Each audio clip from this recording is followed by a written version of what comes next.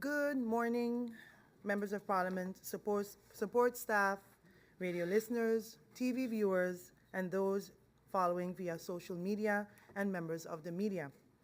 Welcome to the continuation of this urgent public meeting number 21 of Parliamentary Year 2021-2022 of today, Friday, October 14, 2022.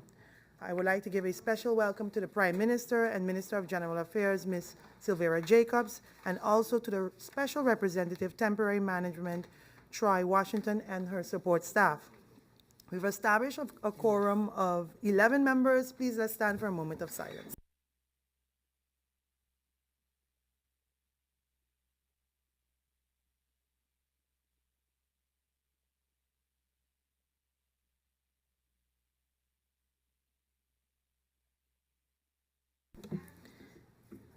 I received notice of absence from MP Christophe Emmanuel and notice of lateness from MP Solange Duncan. Does any member of Parliament wish to have the floor for notifications? I see no need. We have as agenda point for the public meeting recent developments that impact the liquidity of the utility company and the ability of NVGEBE to continue as a going concern.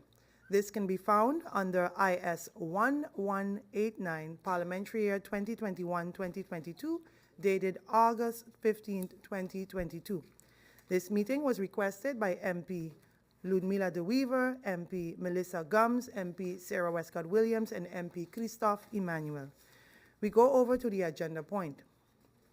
On August 15, 2022, Parliament received a letter from the MP De Weaver, Gums, Westcott-Williams, and Emmanuel, requesting that an urgent public meeting of Parliament be convened with the above-mentioned agenda point.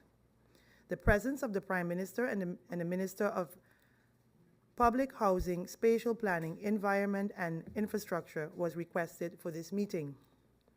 This document is registered, as stated before, under IS 1189, dated August 15, 2022, and can be found on the P Drive.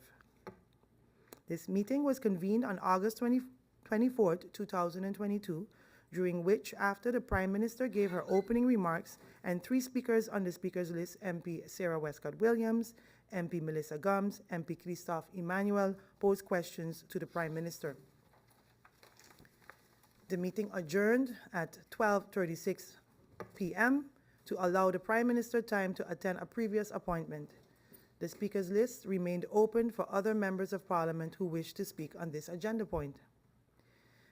The meeting was then reconvened on August 26, 2022, during which other members of Parliament were then added to the speakers list, namely MP Solange Duncan, MP Lumila De Weaver, MP Angelique Rameau, MP George Pantaflet, MP Rolando Bryson, MP Rayon Peterson, and MP Hyacinth Richardson. Upon request of the Prime Minister, the meeting was adjourned then to allow the Prime Minister time to indicate how long it would take to answer the questions posed in the first round. The meeting was then reconvened for some remarks and a PowerPoint presentation by the Prime Minister. This PowerPoint presentation is booked at Parliament under incoming document IS 1420, Parliamentary Year 2021-2022, dated August 26, 2022. The PowerPoint presentation gives an outline of NVGEBE, its shareholders, its corporate structure, its articles of incorporations, Parliament, facts, and requests from NVGEBE shareholders to the NVGEBE Board of Directors. After the PowerPoint presentation, the meeting was then adjourned to allow the Prime Minister time to prepare the answers to the questions posed by the members of Parliament in the first round. The meeting was then reconvened on September 2, 2022. The Prime Minister provided some answers to the questions posed by the members of Parliament in the first round, and MP Sarah Westcott-Williams, MP Gums, MP De Weaver posed clarification questions to the Prime Minister. The Prime Minister then answered some of the clarifications. The meeting was then adjourned to allow the Prime Minister time to receive the answers to the remaining questions from the members of Parliament in round one. Today, the Honourable Prime Minister, Ms. Silvera Jacobs, is present to to provide the answers posed by the members of Parliament in the first round. It is good to note that Parliament received a copy of the Articles of Incorporation of NVGEBE as well as the amendment to the articles from the Prime Minister on October 12, 2022.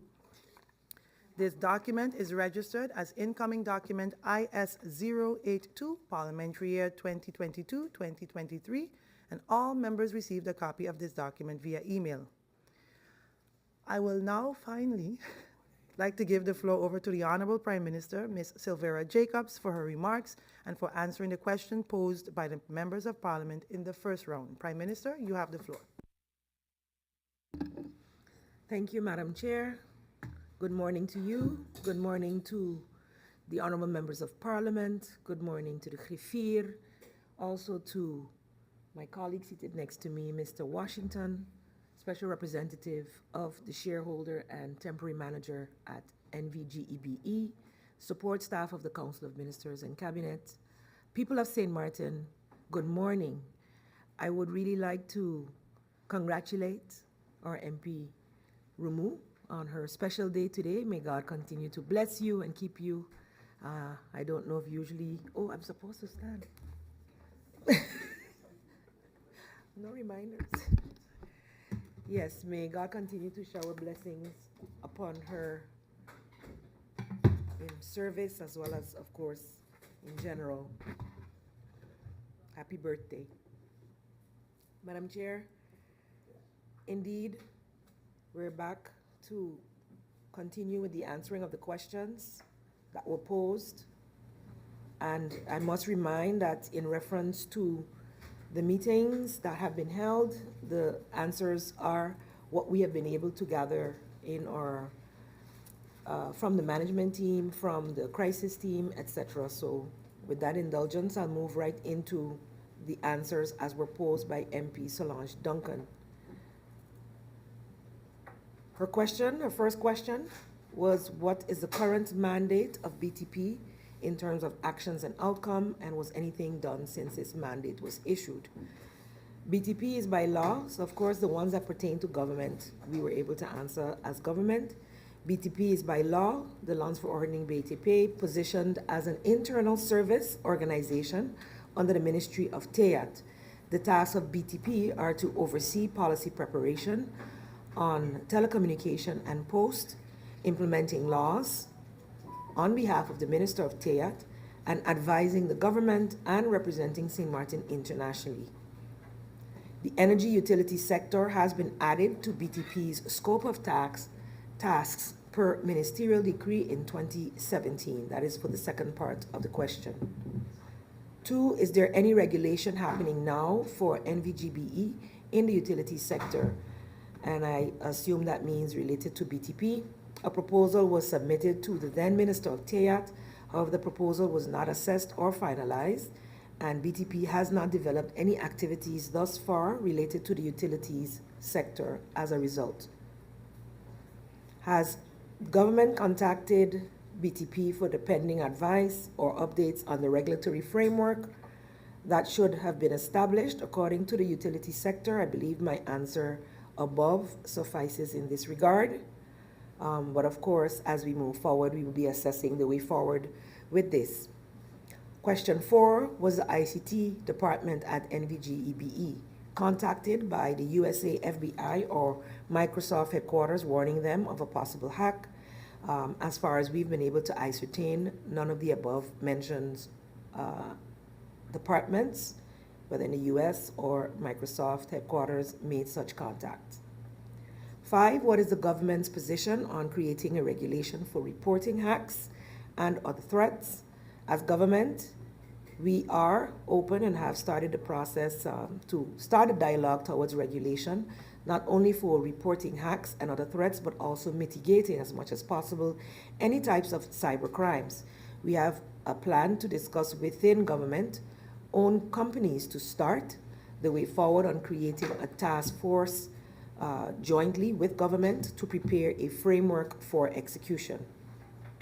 6, what does government believe its role as shareholder is in the regulatory process?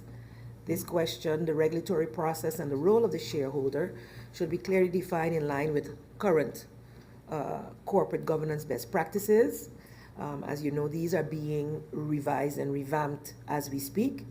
Currently, BTP is not functioning as a regulator for the utility sector.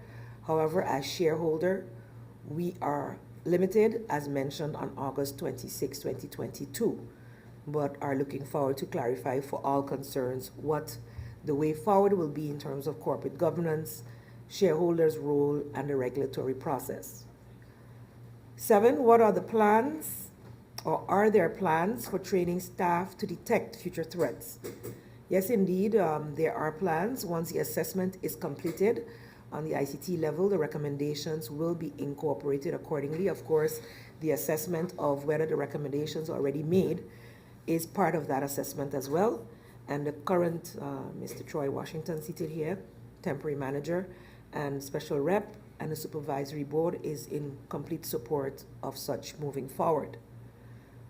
8, were there off-site backups available when the hack happened?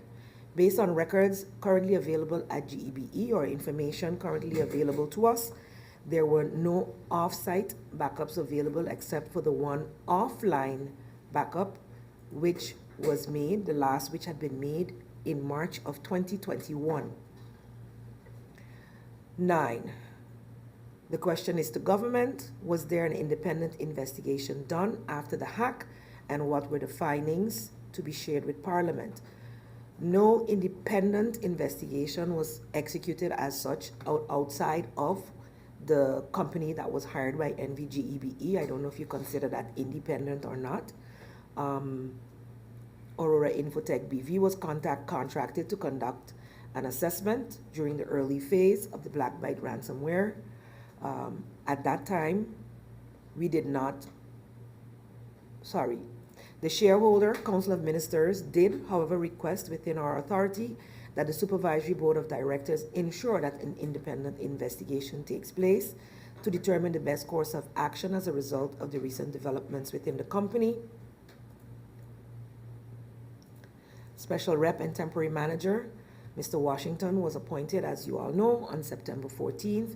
This is one of his core tasks, and he has been in contact also with the public prosecutor at KPSM to follow up on the quote-unquote FRIA investigation, allowing for the transparency that is required. Once such a report has been finalized, in as much as possible, this will be shared with Parliament. Again, I said in as much as possible.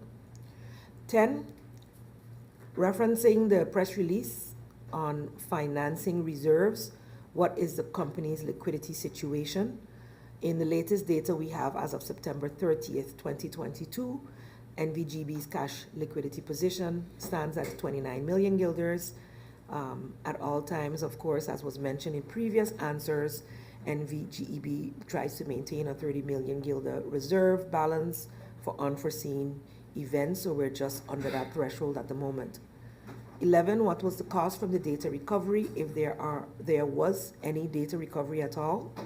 Based on the records currently available at NVGEBE, none of the encrypted data could have been utilized, so we consider that 0% was recovered of the SAP system. The information available to the temporary manager is that no payment has been made to fast data recovery as a result of this. So while they had been able to decrypt, they weren't able to utilize the information, and so therefore we consider that a 0% recovery. What is the strategy for revenue collection? This is question number 12, Madam Chair, just for the record. And where is the balance/credit of payments made?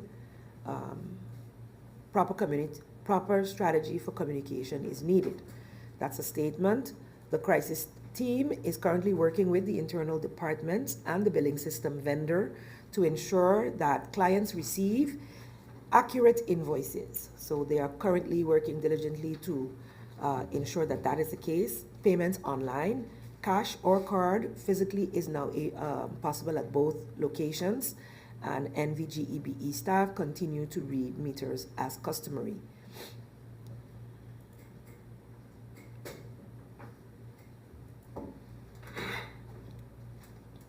And we agree and have also been promoting that a proper communication strategy be implemented, which I believe has been rolled out, and we're seeing that the population has taken note and is a little more satisfied with that.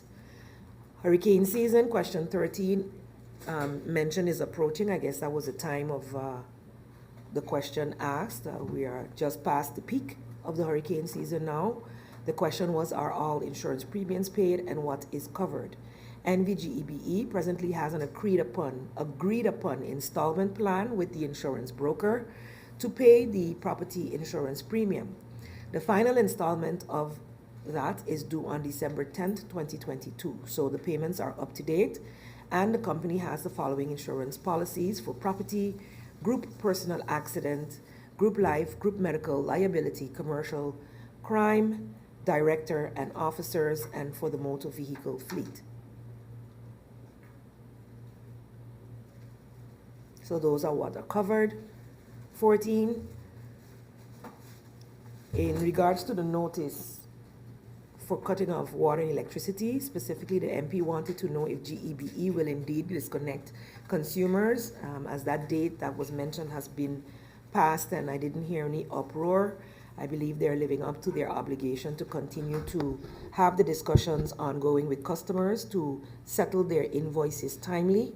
The discussion was had also when I was here previously about customers going in, especially those who had not made any payments at all, to make payment arrangements. And NVGEB is working via multiple channels to assist consumers with billing concerns. Some consumers who did not make any regular payments, of course, may have built up large arrears, and NVGEB will work with those clients to arrange the payment schedules. The exact starting date of any further actions will, of course, be announced via the media. And let me just reiterate, they are currently, at this point in time, not executing the disconnections that were mentioned for September 1st. And continue to encourage customers, especially that seeing that the company relies on the income from payment of bills to maintain all their obligations, to indeed go in and whether it's query those bills and or settle them as timely as possible. There was another question alluding to a culture of silence in the community and whether government believes that the current managing board is bringing people together. She also referenced EY, Ernst & Young report statements, and effectively preparing the company for the future. There's currently no managing board in place. Rather, we have a special representative / temporary manager appointed, as I mentioned earlier, based on the memorandum received on the 29th of September by the Supervisory Board of Directors. A synopsis of achievements / accomplishments from September 13th to 29th was presented to the Council of Ministers / shareholders, and we can update that the honorable members of Parliament, through you, Madam Chair, that the crisis management team and investigation team have been established and are hard at work together with the team, the management and employees of NVGEBE. Once the exercises are completed, a strategic plan for execution will be provided, and the company will have its framework to get the operations and services optimized. As shareholder, we are also being bi-weekly updated by the temporary manager and supervisory board, and we hope to have that update early next week, the next update early next week. Question 16. Referenced a participatory approach to governance. The question, is it possible that a survey of the employees be done at GEBE concerning their sentiments, stress levels, thoughts on management, etc.? And indeed, this has been part of the discussion ongoing with the teams. Also mentioned that an HR specialist is part of the team and will definitely be addressing such. We're focused as NVGEBE crisis team, focused on determining the current state of the organization and stabilizing the financial situation. So while there was a lot of attention on investigating the hack, Part of determining the current state is also reviewing the organization. We consider human resources, the people, are key and essential to NVGEBE's business and success.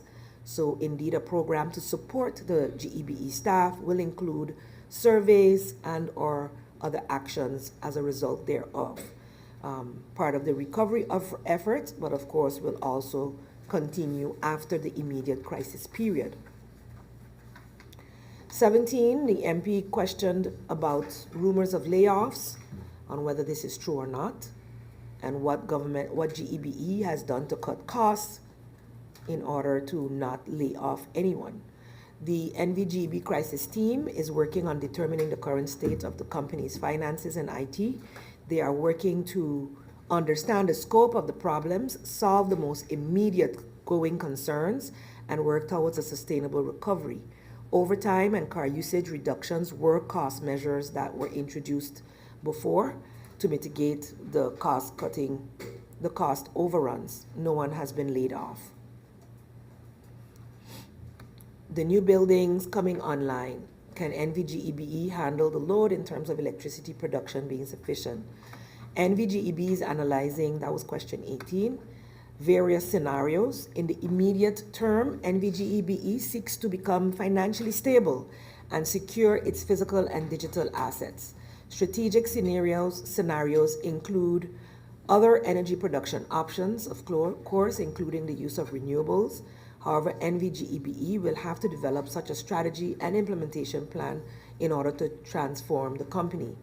Based on government's decision to engage with Grid Market to realize a sustainable development goal number 7, affordable and clean energy, a work group has been established which includes NVGEBE to align our efforts to achieve said goal by 2030. Hopefully we'll soon be able to give more information on that, including a timeline. So that is also taking into consideration coming projects that would require more electricity production.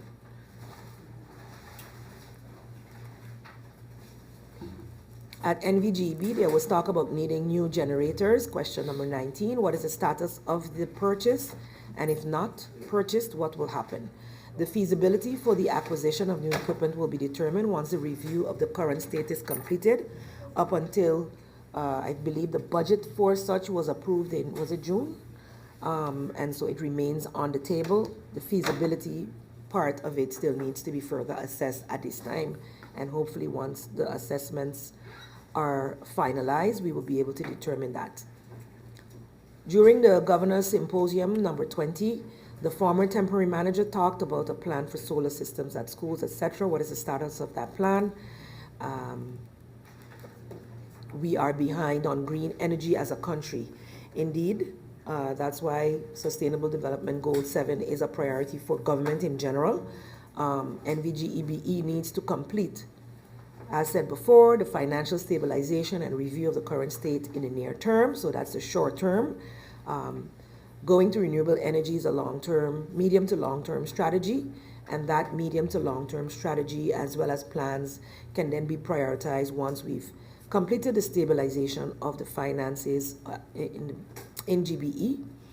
The roadmap for the implementation of the renewable energy will be subject to financial feasibility and or looking at different options for the financing thereof once GEB, if it is determined that GEBE cannot finance such on its own.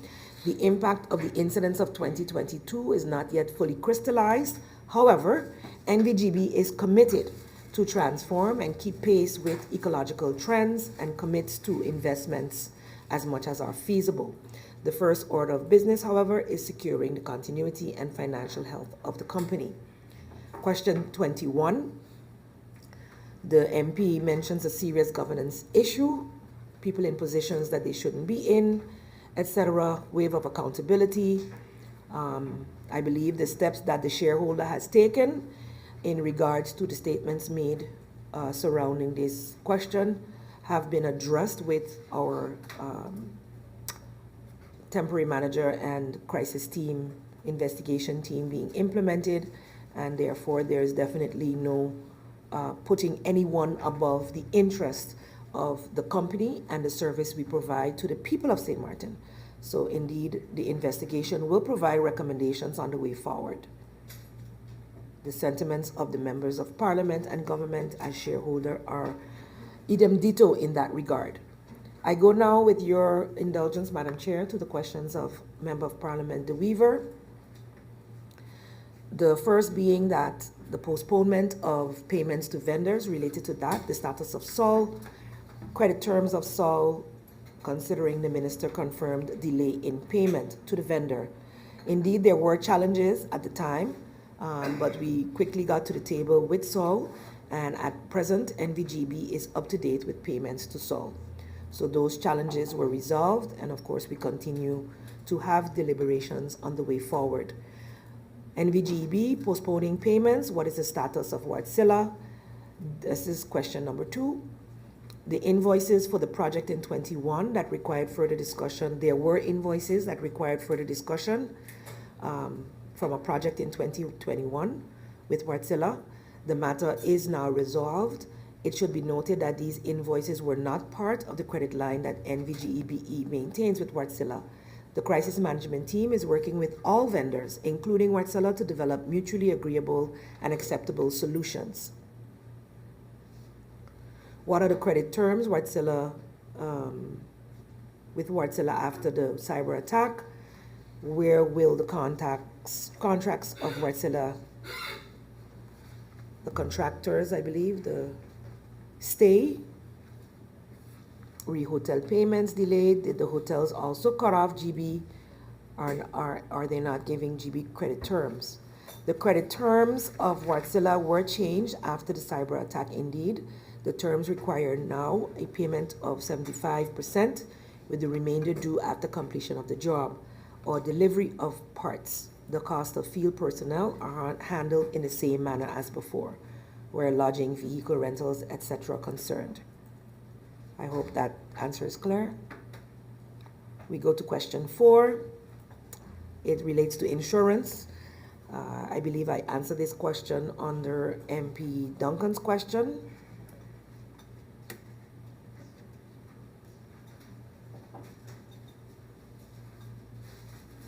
The only thing I would want to add is that the crisis management team will revisit the insurance coverage once the current state is revealed with the investigations and determine if additional coverage is needed. An insurance specialist will likely be needed to evaluate this matter. So that forms part of the assessments that are ongoing. 5, the delay payments to vendors relates to delayed payments to vendors, the impact on employee salaries, benefits, and overtime, which, according to Member of Parliament, was a lot since the cyber attack, but it still has a question mark there. I guess it's an assumption. The hack was not budgeted for, so who is the priority in terms of paying, employees or vendors? Well, I must say they have been meeting their obligations to the employees up until the day of today. With the vendors, we've had payment arrangements, as I mentioned earlier, but indeed NVGB is working diligently under the circumstances to meet all its obligations and has indeed improved in that area over the past few weeks. In reference to salaries and benefits, including pensioners, our payments to the pensioners on time, benefits paid, and Vidanova too as a vendor, are all the payments up to date. Indeed, all NVGB pensioners are paid by the Vidanova Pension Fund, and all monthly payments to Vidanova Pension Fund remain up to date. So there is no challenge there. Same question asked. This same question was asked in March related to senior relief. Is it tied to the budget? And not sure if it was adopted. MP Hyacinth Richardson, in his question number 2, also asked this question. So with this answer, I'm going to be covering both. The senior relief is indeed something that was agreed upon and budgeted for, but seeing the liquidity shortfalls was hanging in the balance, or is hanging in the balance, based on GB's financial health. Of course, as government, we would like to see that reinstated as soon as possible. The first order of business is, of course, to stabilize the financial situation, but up to the last discussion we had in preparing for this meeting, we reiterated that this needs to be a matter of high priority, as our most vulnerable are covered in this relief. We are looking, or NVGB states that it's looking into the best possible time for reinstating the program of senior relief. And they do understand, NVGB, that is, the importance of the program, which, as I just mentioned, we have reiterated as government.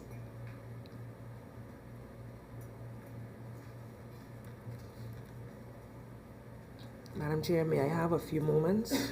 My system seems to have frozen. It's frozen. 5 minutes, yeah. Not a problem. Meeting adjourned for 5 minutes.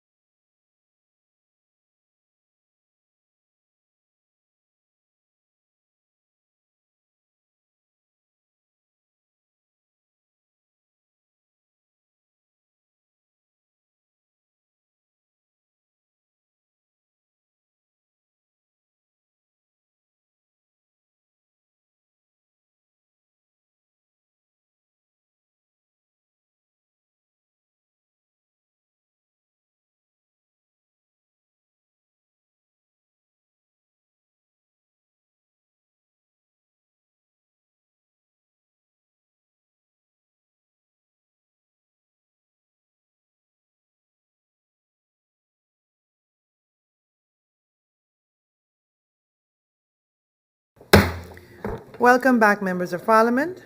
Just took a brief adjournment to allow the Prime Minister some time to readjust her laptop.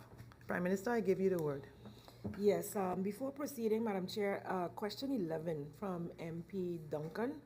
I would like to correct the answer I gave. That was an earlier answer, but the temporary manager has updated this morning that that was a question on the fast data recovery, on the cost of data recovery, and whether any data was recovered at all. Based on the records available at NVGEB, the only encrypted data that was recovered related to the payroll file. So it's not 0%, as I mentioned before. And the information available is that 2 payments for a total of just over $5,000 were made to fast data recovery as a result thereof. So my apologies for not having the latest update on that in my version. I'll now go back to the questions from MP DeWeaver. I believe I was at question number 8, and that one's related to financial statements. The temporary manager signed off in March 2022, but the 2019 financial statements were approved in 2021 on reliable information. NVGB's crisis team has engaged external accountants to review the financial situation of the company, which includes also any challenge with the financial statements. Efforts are currently underway to deal with the financial statements for 2020 and 2021. So as soon as those are done, we can give the updates. The financial statement, another question on financial statements was made, I think basically updating the shareholder to check into this, and the Council of Ministers have taken note of this comment and is following up diligently with the company. Question 10 was client payments. Payments made are not reflected in GB system.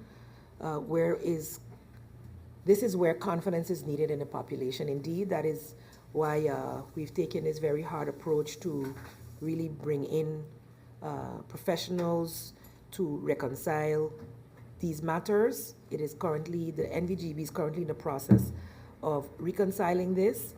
However, payments made by customers have been recorded. All payments made by customers have been recorded. Certain complaints and inquiries have GB's attention, and they are working diligently with the affected customers to rectify the situation.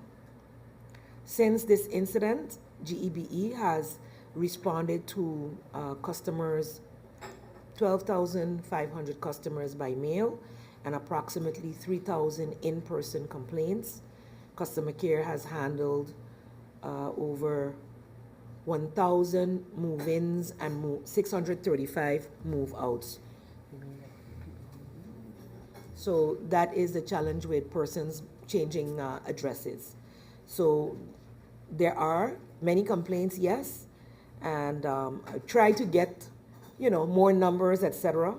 But we also don't want to give out numbers that we'll have to correct later on. So I would like to update on that as we go further. And continue to encourage persons to, if there seems to be a challenge with your bill, to have that rectified with NVGEBE as soon as possible, as they're busy reconciling. Question 11, electricity capacity.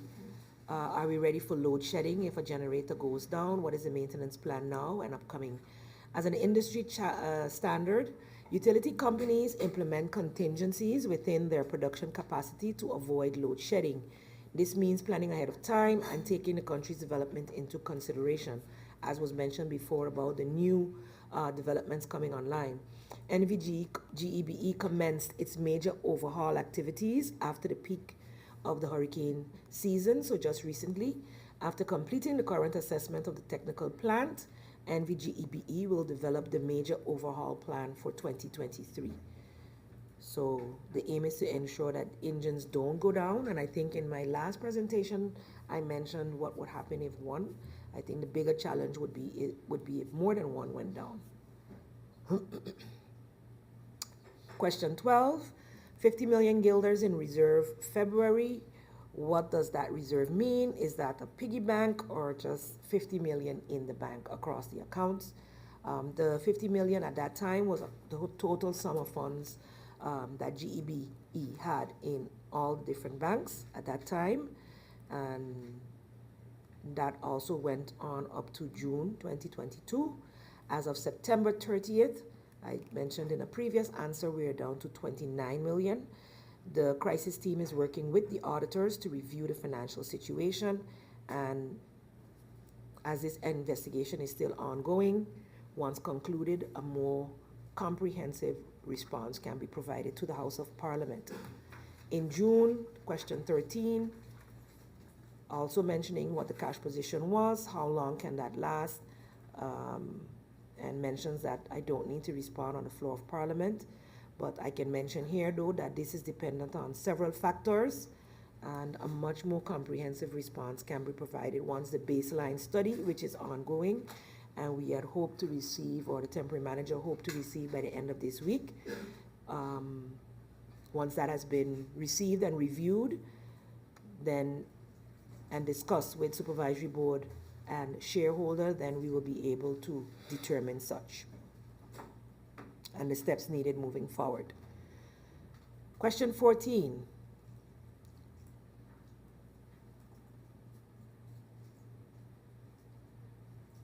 The comments made related to the budget for the government-owned companies and whether there is a leak, and that the aim is to protect this company.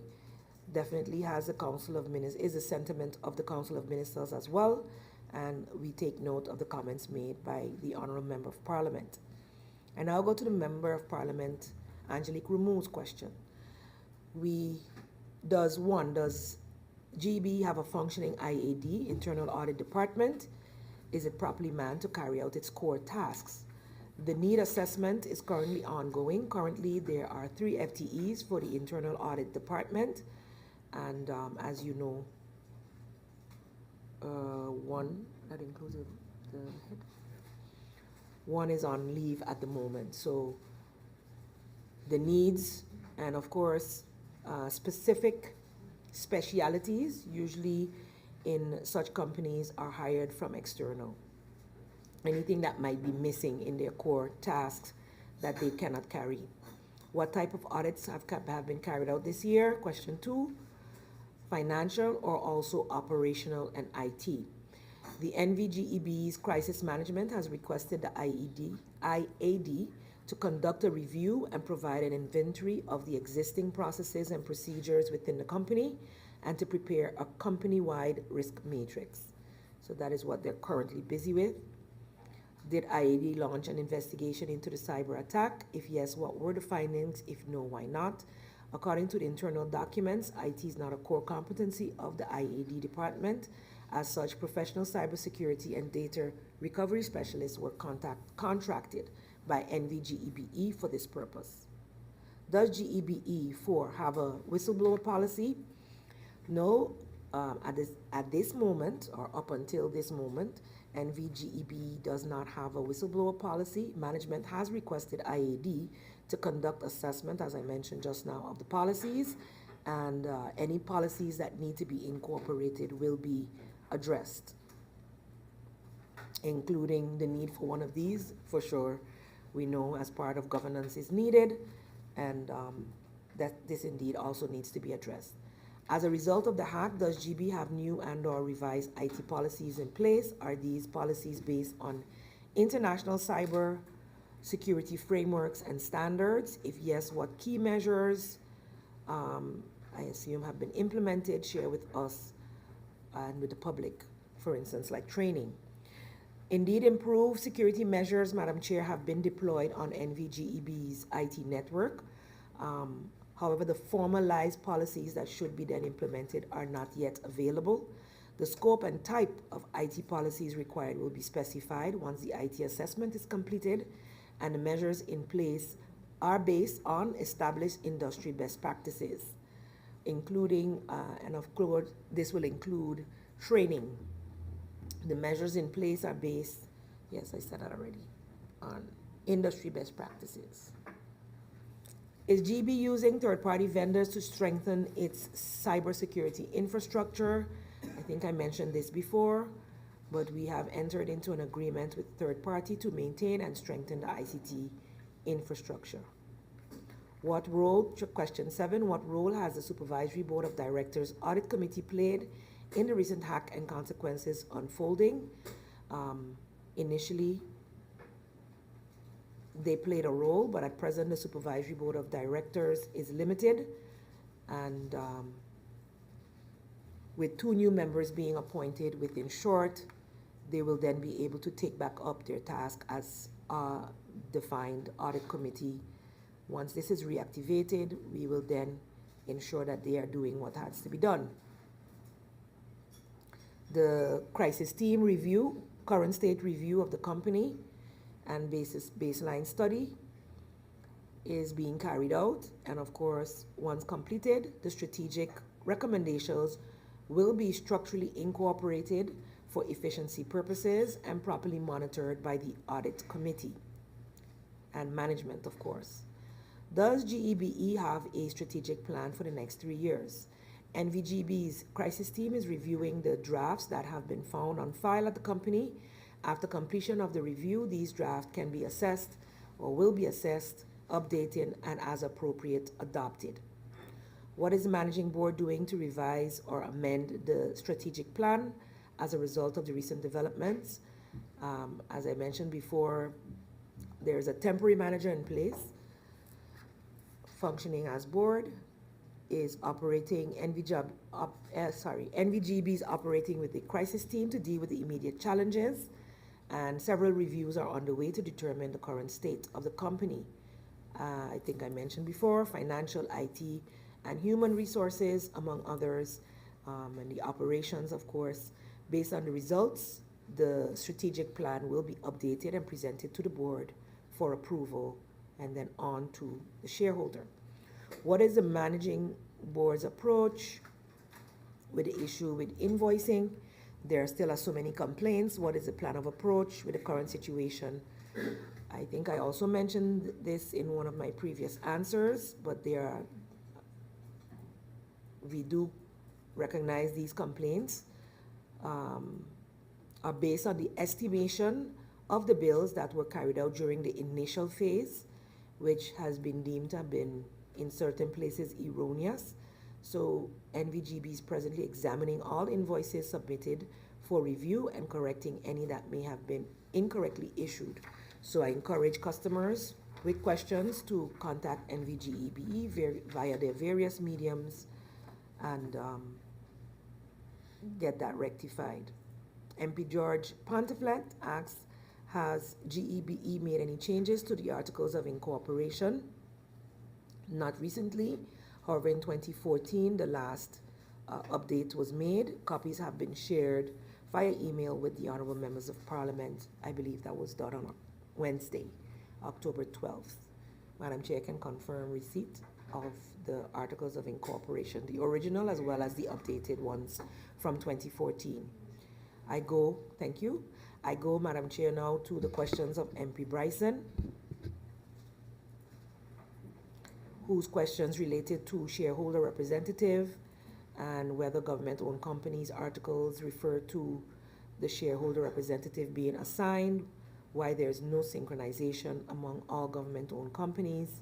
And through you, Madam Chair, to the Honorable Member, there were various national decrees established wherein various decisions were made to assign selected members of the council as shareholder representatives in the past. That is not being upheld at the moment, as all know.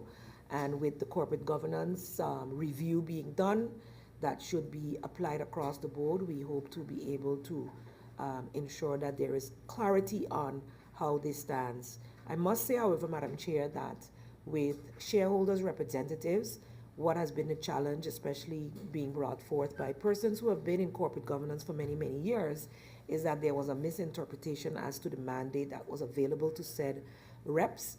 And that is one of the main reasons, because there are limits to the actions that such a rep can take. There still should be doing so based on decisions made in the by the shareholder as an entirety.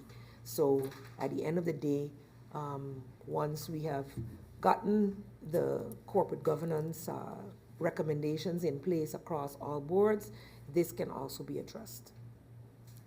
The protocol oversight of government-owned companies are handled between government and parliament. Protocol onderzoeken. The recommendation by the member is to start such a protocol in St. Martin and ask whether the legal department can advise on this. This still needs to be looked into, so I would like some more time to be able to respond to the Member of Parliament on behalf of government in this regard.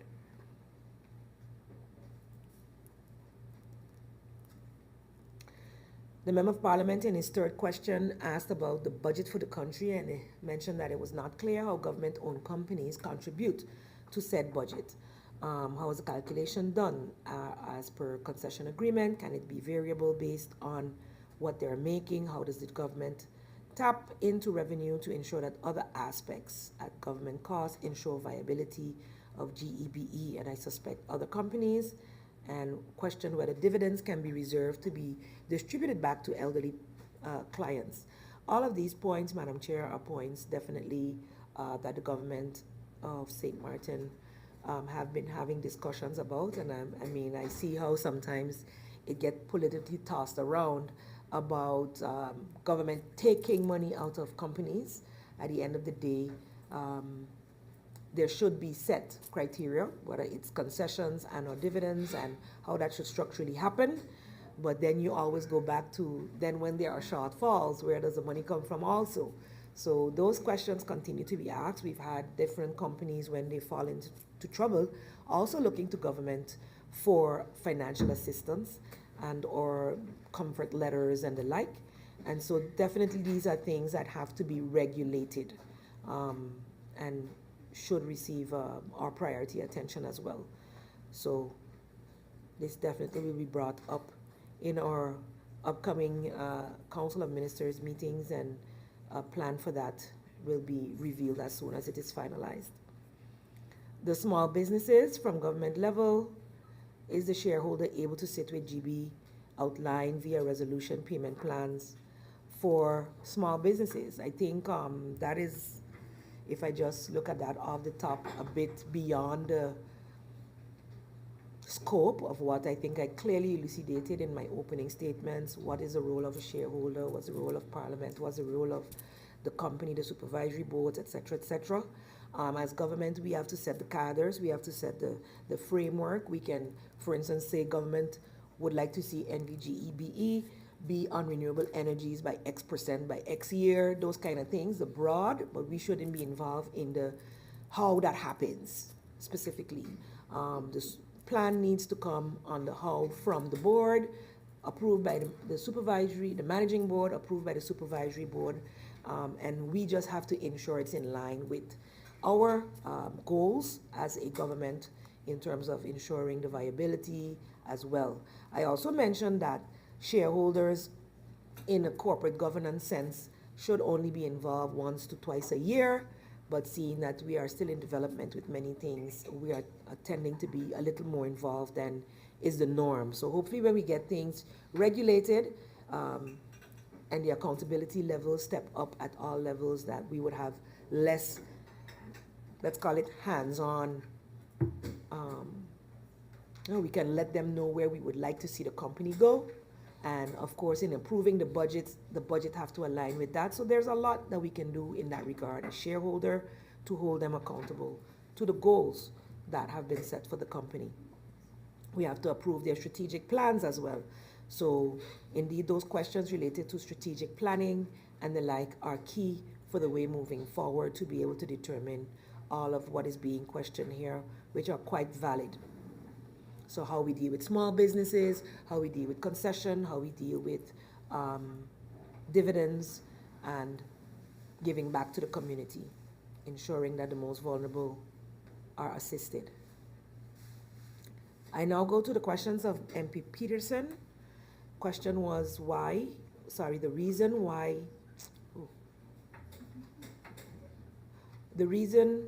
NVGEBE, Supervisory Board and Managing Board were not cooperating for with the cyber attacks.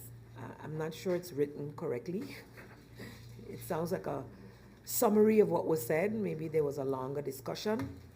However, the investigation should shed light, Madam Chair, through you to the Member of Parliament, on exactly how any breakdown of communication would have led to what appears to be lack of cooperation. If the Member of Parliament would like to clarify the question, I look forward to that. There was also a couple questions from MP Richardson, MP Hyacinth Richardson, on the budget of NVGBE. The corporate budget 2022 was approved in June of 2022 by the Supervisory Board, and I already answered the question on the senior relief under MP De Weaver's question 7. Question 3, whether GB is continuing with the underground cabling. Where is GB with this? GB has never discontinued the underground cabling works. Currently, there are several streets projects undergoing such works. The utility infrastructure activity under the ERP1 project with the trust fund is aimed at placing more of NVGB's electricity grid underground. Phase 1 of that project is underway, and the contract was awarded and signed in January of this year for 9 kilometers of trenching work for low voltage water pipes and conduits for fiber optic, as well as new street lighting. So that's an ongoing project with the trust fund, and you will see various areas where that is being carried out. They are tentatively scheduled for Q3, which we are now in. And the trenching of those works started since July of 2022. So we are experiencing some delays in the shipping and purchasing of materials based on value chain disruptions abroad, but this will continue through Q3 and the rest of this year. Question 4, if payments are invoices were made via the bank, will these customers be cut in September? I think I mentioned before that none were cut, but indeed NVGB has been placing great emphasis on the reconciliation of these accounts. Customers were not disconnected as of September 1st. I know in some instances, NVGB was also mentioning to persons to bring in proof of payment, and so anyone being requested to do that should do so and not consider that the decision is final. Any person with a dispute with their electricity or water bill should definitely take this up with NVGEBE as soon as possible. The Member of Parliament mentioned that GEB lost a lot of data in the hack. What percentage is inputted in the new software system? Despite the efforts to have the encrypted data restored, none of the data from the SAP system, which is the financial system used for the billing, was recovered, was able to be used. As I mentioned before, the backup from the previous year was used, and a process of re-entering of data was put in place. This approach resulted in some errors which are now being corrected. And I want to clarify this a little bit because we got an extensive explanation about that, and I think maybe when the public hears this, when you have set fields that you have to put them in, if you have a whole bundle of people inputting information but they're not doing it in the same manner, then the system will kick out some of them. So that is what apparently happened, and so then some had to be re-inputted. So sometimes, you know, some persons would put the address a certain way, and then the system reads it one way, and then when another person inputs it, maybe with a number in the front or a number in the back, then it throws it off. So in that way, some of the inputting had some issues. But those are being corrected. There's an accumulation of bills mentioned by the Member of Parliament. Some persons up to 1,000 guilders. Is it one bill, or is it an accumulation of several bills? So I believe someone explained to me who had this experience that they did get a cumulative amount, but as you look down, it was broken down as to what the bills were specifically, the number, how it came about. So it was a cumulative bill Of course, depending on your household, it can be one bill as well. It totally depends on your usage. So I think people need to look at usage vis-a-vis what the price is to be able to ascertain that. So most of the bills where it was cumulative, it would have been stating that on the bill. I did mention that if you hadn't registered that yet, I was able to see that online in the portal, which bills were in, how much of the payments made were registered, and what balance was there. So in my case, where I believe the last time I checked, July or August wasn't yet in, the payments that were then made in July are seen as a credit in the system. Like you'll see a minus in front, so you paid more than was actually billed yet. So if you were monthly paying your bills, you would see that on it, that you have a credit until they apply the bill in the system as well. So I would encourage persons who are, online or use online services to register so that you can see that without having to go in. And then if there's a discrepancy, whether you send an email or go in to resolve that situation.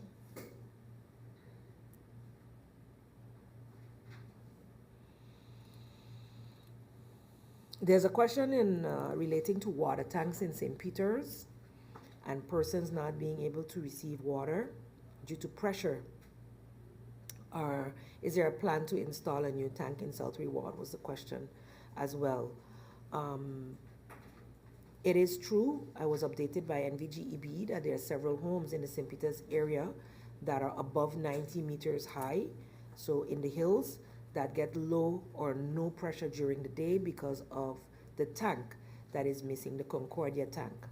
As per 2022, there was an approved budget with the intention to rebuild the Concordia tank and to upgrade the South Reward water tank, but that has not started yet. That is still the plan. Yes? Those are all the answers that I have at this time, Madam Chair Lady, and I look forward to any requests for clarification from the honorable members of Parliament. Thank you. Thank you, Madam Prime Minister, for your responses. I'd like to now turn the floor over to members of Parliament for clarifications, and I see the first is MP Rolando Bryson. You have the floor.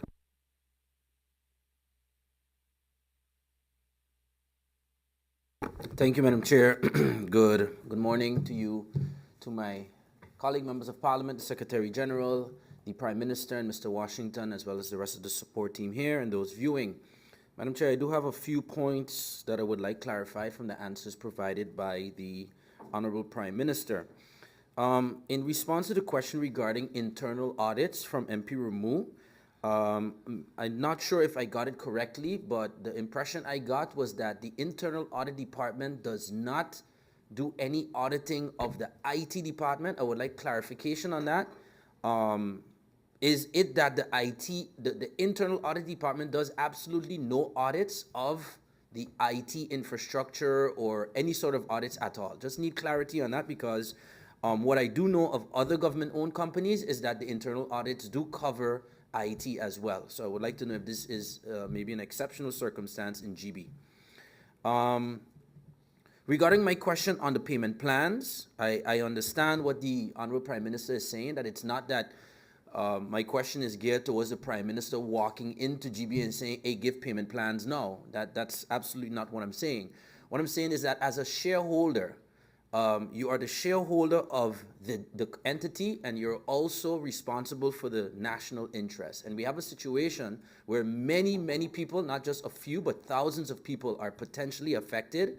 At that point, my question was more geared towards not enforcing or forcing anything, but simply on a policy level, that there's not an ad hoc situation happening at GB where, well, this person gets a payment plan or this one not.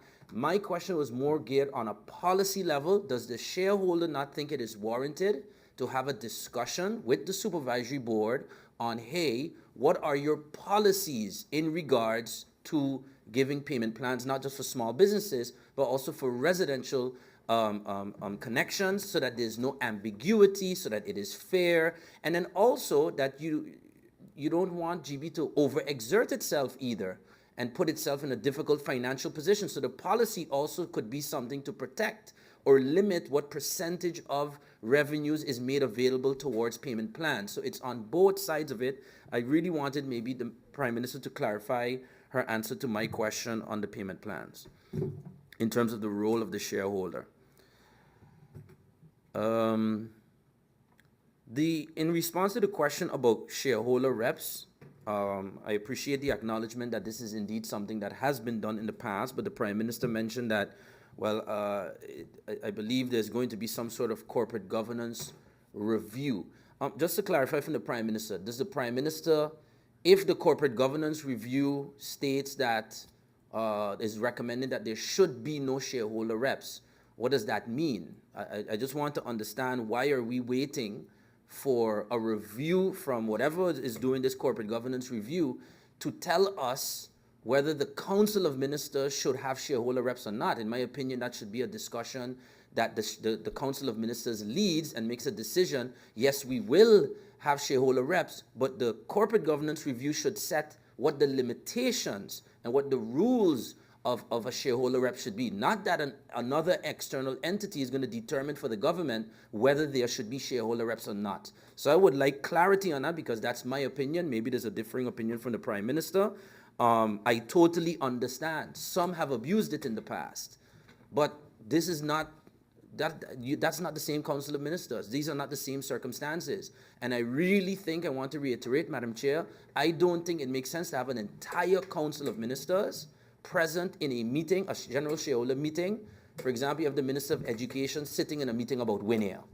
I don't think that is something that is very effective. You have 17 different organizations from what I have counted. Even if it's just 2 meetings per year, that means there are 34 meetings. Almost every week, the entire Council of Ministers would be stuck. My last clarification, Madam Chair, would be regarding the point on payments that were made. I think when the Prime Minister came back, she was clarifying an answer from MP Duncan about payments that were made. If the Prime Minister can just repeat that, because I didn't quite understand. That's not a payment to the ransomware, right? This is a company that did a service, just maybe to give me some clarity on that. Thank you, Madam Chair. Thank you, MP Bryson. Next, for clarification, we have MP Sarah Westcott-Williams. You have the floor. Thank you, Madam Chair Lady, and good afternoon. Good afternoon to you. Good afternoon to my colleagues and persons tuned in to this meeting. Good afternoon to the Prime Minister and her entourage, Mr. Washington, representing GEBE. Madam Chair Lady, I need to understand, to be able to continue in the second round.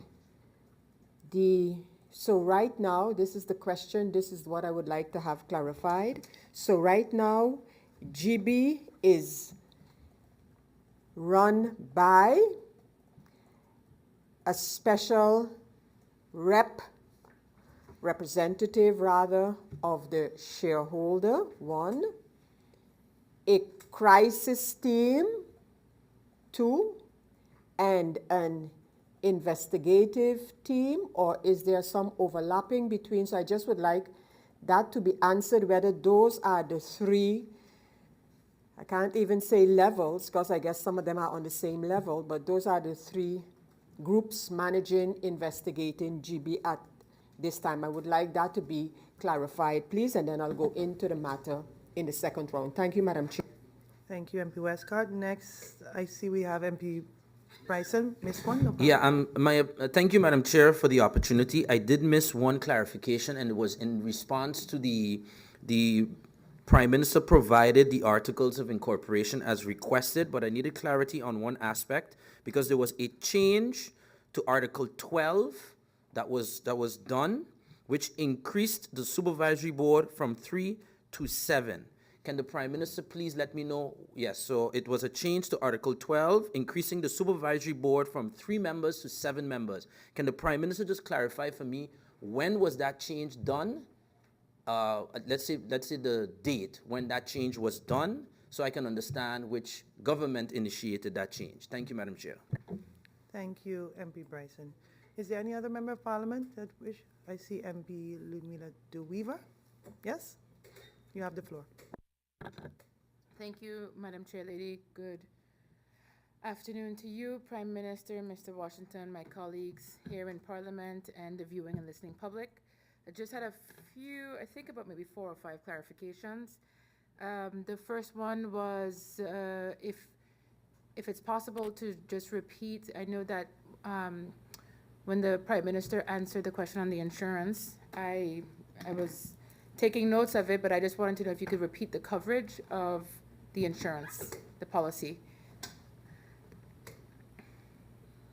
Number 2 would be senior relief. I already anticipated that senior relief wasn't going to be covered because what I do know is that if the budget is not passed, they can't actually pay out the senior relief. This is why I questioned it from the Minister of Rummy back in March. And thank you very much to the Prime Minister for answering that question, because then my fear actually has now come to reality that we are not paying senior relief at a time where there are a lot of people on the island that's struggling, not just because of a hack at GB, but because of the fact that we're dealing with this post-COVID reality. So in that absence of the budget not being approved beforehand, we have a skeleton board of supervisory board, you know, at the best is the way I can describe it. So what actually is happening? So are seniors now paying their full bill? Are they not paying it? That's what I want to know about that question, because I already expected to get that answer, but now I want to know what happens to the people that were actually covered beforehand. Now, in the past, I can say approximately maybe about 400,000 guilders was there, but you can see now why I actually brought this to light, because I was really worried about our seniors. Number 2, with the financial statements, perhaps I wasn't clear on it. I will state this actually here through you, Madam Chair, that, you know, the answers that we're getting today are very vague. And I mean, I'm just going to say a statement that I hope that the special representative from GB is also getting cooperation from the people within GB, because there is a significant amount of employees at GB that are very helpful and have a lot of knowledge. What I will say on top of that, though, is my phone has not been ringing off the hook anymore. So there seems to be a sigh of relief that has come lately. And I also had to say that the letter that came out from the special representative that was made public was one that actually could make me realize why there was a sigh of relief. So I am happy to say that, but I will say before I get this clarification that I do want to know, maybe not so much for me, I just don't, the answers just are not sufficient in the context of it, the quality of the answers, and it's too vague. So now I'm going to clarify my question on the financial statements a little bit more, and I had to go back to my questions. I said that the last, in my personal opinion, the last financial statement that was given was 2018 because it was complete. It had a board report in it, and it had a board, meaning supervisory board of directors report, as well as a management report. The management board was always, you know, traditionally the 3 people. I want to know why the dates within the 2019, in my opinion, incomplete report were wrong, because it's wrong in the letter signed by the external financial auditor, as well as the internal, as well as inside the body of it, which I referenced in my first round of questions. I want to know why the dates are off. So let's say it was signed 19th of March 2022 on the front page, but in the body, it's approved by the then temporary manager who was supposed to be the COO, who's now not there, signed on a different date. So that's what I want to find out about, because that's the inconsistent information. I can also provide that via email to the Prime Minister. Now, this is just, again, for other knowledge. The reason why I refer to the answers being vague is because when I asked the question, how long can the company last? If you choose to decide to answer that as the company, that is on you. But what I was getting at is I hope that the very helpful staff within GB understands and remembers, because I worked with them on it, what the cash burn rate is. Cash burn rate is you take a number that you have, how long can the company survive if they get no more revenue? That doesn't even have to be answered from me. That's one for themselves that I'm going to give them. Please know it yourself, because then that's when we're going to know where we're going with the company. And then maybe then you'll realize where we have to build up reserves. And that is it. Thank you very much. Thank you, MP De Weaver. Next, we have MP Sarah Westcott Williams. Thank you, Madam Chair Lady. Madam Chair Lady, I omitted to thank the Prime Minister, but I think you did it in your introduction, for providing Parliament with the Articles of Incorporation of GEBE and what I requested, the annex, the most recent annex to those Articles of Incorporation. These were provided, and I hope that what was provided to me was provided to every member of Parliament. So let me assist our Secretariat and the Prime Minister in stating that the annex to the Articles of Incorporation to GB, in which the amount of members of the Supervisory Board was increased, happened on my birthday, the 8th of April of the year 2014. And during that time, of course, the one responsible was Minister Maurice Lake, and it was a Westcott cabinet. We got to stop this nonsense. Prime Minister, we all can read, and we know that's what you presented. Thank you. You don't have to answer the date. It was in the document we received. Thank you so much. Thank you, Madam Chair Lady. Thank you, MP Westcott Williams. I see that we have come to the end of the clarification, or if there's any other member of Parliament? No? Then, Prime Minister, should I adjourn to caucus with you on the clarification? 15? Okay, meeting adjourned for 15 minutes.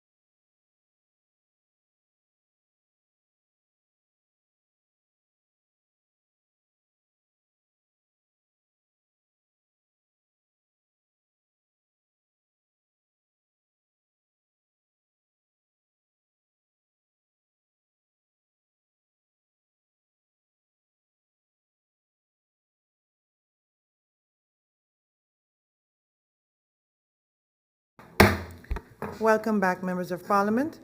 I just took a 50-minute adjournment to caucus with the Prime Minister, and seemingly we have to take a lunch break, so it's falling into lunch. So we will adjourn this meeting until 2 p.m. to continue with the clarifications in round 1, and then we begin with round 2 of this meeting at 2 p.m. So meeting adjourned until 2 p.m. and bon appetit, everyone, during your lunch break. Meeting adjourned.